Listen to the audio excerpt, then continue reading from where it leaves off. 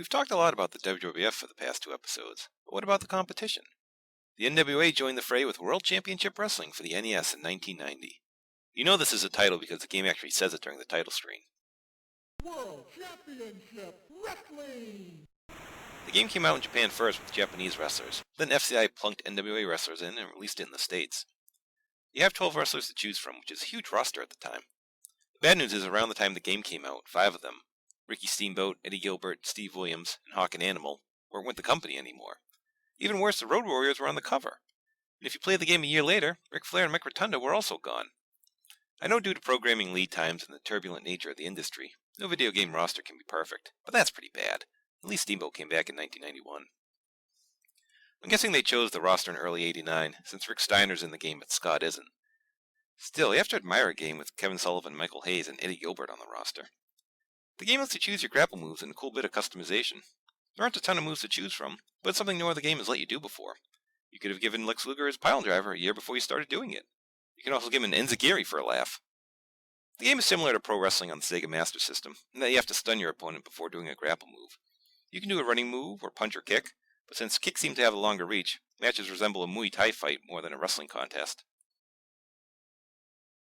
Strike the guy until he drops to a knee, then do the move of your choice. I had a tough time with the grappling. It seems like something you could get the hang of over time, but I just got my ass kicked.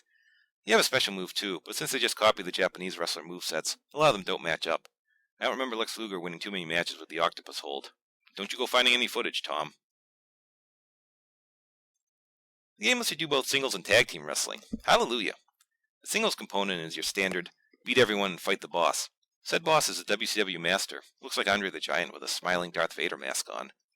It actually was Andre in the Japanese version, so they had to make changes to avoid the wrath of Jerry McDivitt. I'm surprised they never introduced an actual WCW Master back then. If the WWF could import Zeus from a movie, and TNA could have Suicide as a real person, why not the WCW Master? Kevin Nash would have been a star instantly if he'd been the WCW Master instead of Oz. The tag team setting features one of those round-robin tournaments everyone's so fond of these days. Your partner is actually in the bottom left corner, as opposed to the top right like you see on TV. You don't see your partner until you get near the corner, and then it looks like you're teaming with the Black Scorpion.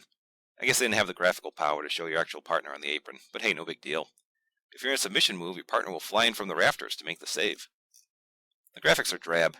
Everything is just kinda ugly. The wrestlers look okay facially, but why is everyone dressed like Jerry Lawler with black trunks over long pants?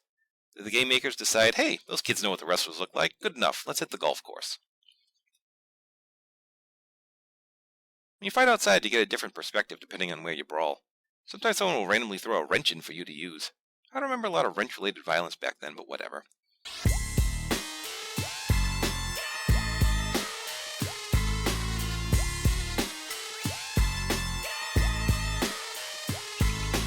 The sound has an impressive amount of voice samples. Besides the intro screen, the ref counts as pinfalls, your opponent actually says, I give up. Best of all, after you win, this really deep voice says, yeah. Some people swear by this game, but it's a frustrating miss for me. With some cleaned up graphics and standard controls, it could have been one of the better NES wrestling games. WCW would make some great games, but that's about 7 years later. Until next time, thanks for watching, and remember, a winner is you.